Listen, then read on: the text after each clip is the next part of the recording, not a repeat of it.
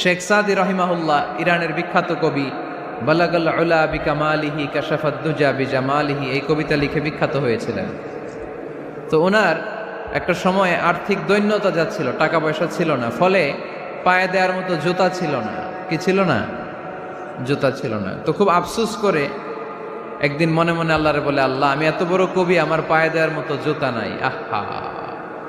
আফসোস করে ঘর থেকে বের হয়েছে, বের হয়ে দেখে এক ভিক্ষুক ভিক্ষা করে। ওই ভিক্ষুকের দুইটা পাই নাই, ভিক্ষুকের দুইটা, আর কবি সাহেবের কি নাই? জুতা নাই। কবি সাহেব যখন এই দৃশ্য দেখছে, হায় রে, আমার তো পা আছে, এর তো পাই নাই, সেজদায় পড়ে গেল। আর আল্লাহরে বলে, আল্লাহ শুকর, আলহামদুলিল্লাহ, বেশ ভালো আছি, আর কিছু লাগবে না। এজন্য শান্তি হচ্ছে শুকর আলহামদুলিল্লাহর ভিতরে। শান্তি কিসের ভিতরে? শুকর আলহামদুলিল্লাহর ভিতরে। এজন্য আওয়াজ করে পড়েন আলহামদুলিল্লাহ। আপনার চাহিদার কোনোদিন শেষ হবে না।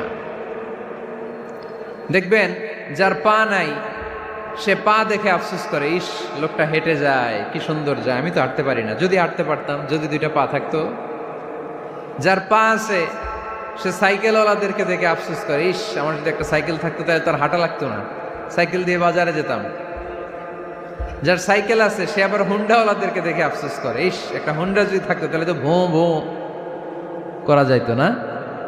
হুন্ডাওয়ালারও আফসোস আছে প্রাইভেট কারওয়ালাদের দেখে, তারা আফসোস করে, ইস, আমার যদি একটা কার থাকতো তাহলে তো কার চালাইতে পারতাম। যাদের প্রাইভেট কার, এদেরও আফসোস আছে, ইস, আমার যদি একটা হেলিকপ্টার যদি থাকতো তাহলে তো উড়াল মারতে পারতাম, ঠিক কিনা? হেলিকপ্টারওয়ালাদেরও আফসোস আছে, আমার যদি একটা জেট প্লেন থাকতো, jet plane, private jet plane, prince Walid bin তালালের মতো 70% মেড অফ গোল্ড, তার একটা জেট প্লেন আছে, এটার 70% স্বর্ণ দিয়ে বানানো।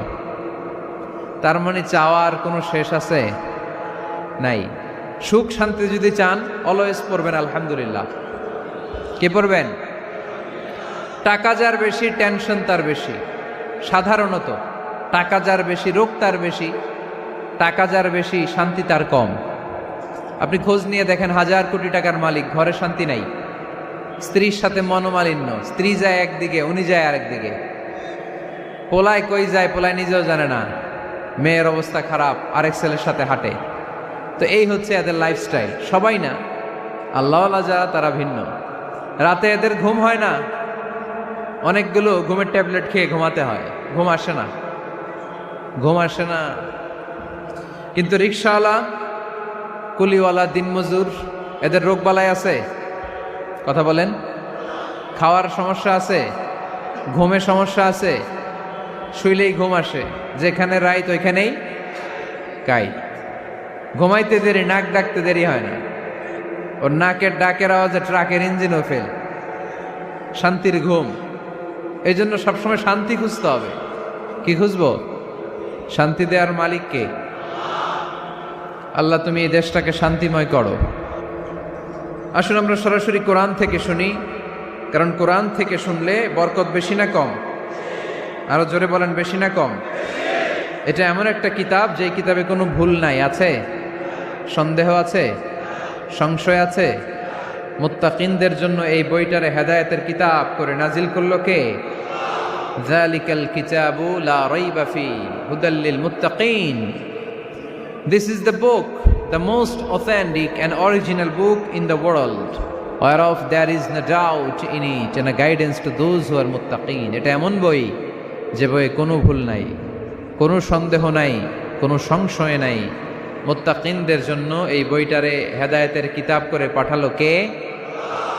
আবার আল্লাহ বলেন, কিতাবুন আনজালনাহু ইলাইকা লিতুখরিজান নাসা মিনাজ-যুলুমাতি ইলান-নূর। নবী হে, এই কিতাবকে আমি নাজিল করেছি অন্ধকারাচ্ছন্ন মানুষগুলোকে আলোর পথ দেখাতে, বামপন্থী গুলারে ডানপন্থী বানাতে, জাহান্নামী গুলারে জান্নাতি বানাতে। এই কিতাব যদি কেউ পড়ে, সে মানুষের মতো মানুষ হয়। ওই মানুষ কখনো অন্যায় করে না। এই কিতাব যে পড়ে এবং মানে, এই কিতাবের শিক্ষাকে যে নিজের মধ্যে ধারণ করে, সে কখনো মিথ্যা বলে না, মা বাবার সাথে বেয়াদবি করে না। ওই আলোকিত মানুষটা কখনো টেন্ডারবাজি করে না। চাঁদাবাজি করে না, দুর্নীতিতে চ্যাম্পিয়ন হয় না, ক্যাসিনো ব্যবসায় নামে না। এই কোরআন যারা বুকে ধারণ করে এরা কোনোদিন পেঁয়াজের দাম বাড়ায় না। জোরে বলেন ঠিক কিনা? এরা কখনো তাদের কোনো কাজে জনমানুষের ক্ষতি করে না। এরা সব সময় কল্যাণের পক্ষে, এরা মানবতার পক্ষে। এরাই হচ্ছে আলোকিত মানুষ, ঠিক কিনা? মানুষ হওয়া পৃথিবীতে বড় কঠিন। খালি চোখে যা দেখেন এগুলো মানুষ না, এগুলো জনসংখ্যা। এগুলো কি? এজন্য বলা হয় বাড়ছে জনসংখ্যা, কমছে মানুষ। বাড়তেছে কি, কমতেছে কি? মানুষ। গরুর পেট থেকে বেরোলেই ওটা গরু হয়ে যায়, ছাগলের পেট থেকে বেরোলেই ওইটা ছাগল হয়ে যায়, মুরগির পেট থেকে বেরোলেই ওইটা মুরগি। কিন্তু মানুষের পেট থেকে বেরোলেই ওটা মানুষ হয় না, ওটার মানুষ বানাইতে হয়, তাই না? আবার গরুকে কেউ কোনোদিন বলে না এই তুই গরুর মতো গরু হ, বলে? শরীয়তপুরে আপনারাও বলেন না? ছাগলরে কেউ কোনোদিন বলছে এই তুই ছাগলের মতো ছাগল হ, কিন্তু মানুষকে বলা হয় তুমি মানুষের মতো মানুষ হও।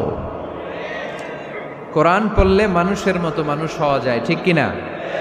এই দুনিয়া এখন তো আর সেই দুনিয়া নাই, মানুষ নামের মানুষ আছে দুনিয়া বোঝাই,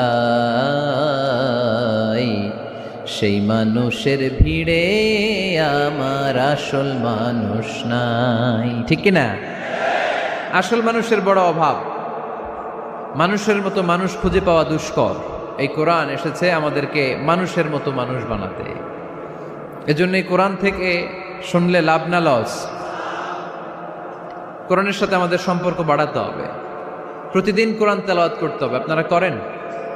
হ্যাঁ, আজকে করছেন কারা কারা দেখি? মাশাআল্লাহ, মাশাআল্লাহ, হাত নামান। প্রতিদিন যেন আমরা পড়ি, আর যারা এখনো শিখতে পারি নাই তারা যেন শিখে নেই। কোরআন পড়া যেমনি সওয়াবের, কোরআন শোনাও তেমনি সওয়াবের, ঠিক কিনা? কোরআন শুনলে রহমত নাজিল করে কে? ওয়াইদা কুরিআল কুরআন ফাসতামিউ লাহু ওয়া আনসিতু লাআল্লাকুম তুরহামুন। যখন কোরআনের তেলাওয়াত করা হয় মনোযোগ দিয়ে শোনো, তোমাদের উপর রহমত নাজিল করবে কে?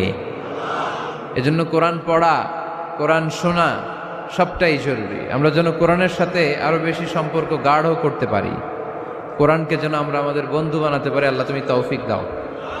আর জোরে পড়েন আমিন।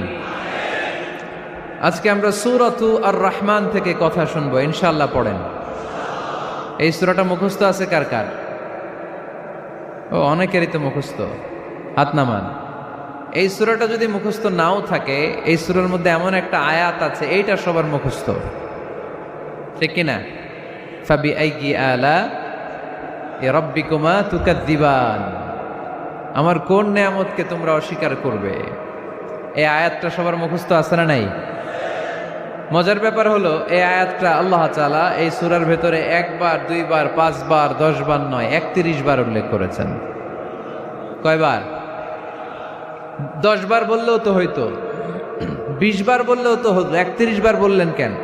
তার মানে এটা জরুরি, এটার সিগনিফিক্যান্স, তাৎপর্য অনেক বেশি। যে জিনিস যত গুরুত্বপূর্ণ এটা বারবার বলতে হয়, ঠিক কিনা? এজন্য আল্লাহ তাআলা বারবার বলেছেন, বারবার আমাদেরকে সচেতন করেছেন। ফাবিআইয়ি আলাই রাব্বিকুমা তুকাদ্দিবান। আল্লাহ বলেছেন, এই মানব জাতি আর জিন জাতি, আমার কোন নেয়ামতকে তুই অস্বীকার করবি বল? কোন নেয়ামতকে অস্বীকার করবেন বলেন? আল্লাহর কোন নেয়ামতকে অস্বীকার করার কোন সুযোগ আছে? ওয়া ইন তাউদ্দু নি'মাতাল্লাহি লা তুহসুহা ইন্নাল ইনসানা লাযালুমুন কাফার। যদি আমার নেয়ামতগুলো গুনতে শুরু করে দাও, গুনতে গুনতে তোমার জীবন শেষ হয়ে যাবে, হায়াত ফুরিয়ে যাবে। আমি আল্লাহর নেয়ামত গুনে কশিনকালেও তোমরা শেষ করতে পারবে। সাগরের জল যদি কালি হয়ে যায়, গাছের পাতা যদি খাতা হয়ে যায়, সাগরের জল নামক কালি দিয়ে গাছের পাতা নামক খাতার উপরে যদি আল্লাহর প্রশংসা লিখতে শুরু করে দেন, আল্লাহ বলে গাছের পাতাও ফুরিয়ে যাবে, সাগরের জলও ফুরিয়ে যাবে, কিন্তু আমার প্রশংসা করে তোমরা শেষ করতে পারবে না। এজন্য আল্লাহর প্রশংসা করতে হবে বেশি বেশি নাকি কম কম? কম কম না বেশি বেশি? ফাবিআইয়ি আলাই রাব্বিকুমা তুকাযযিবান, আমার কোন নেয়ামতকে তোরা অস্বীকার করবি বল। O mankind and jinnkind, which of my mercy and blessings you wanna deny?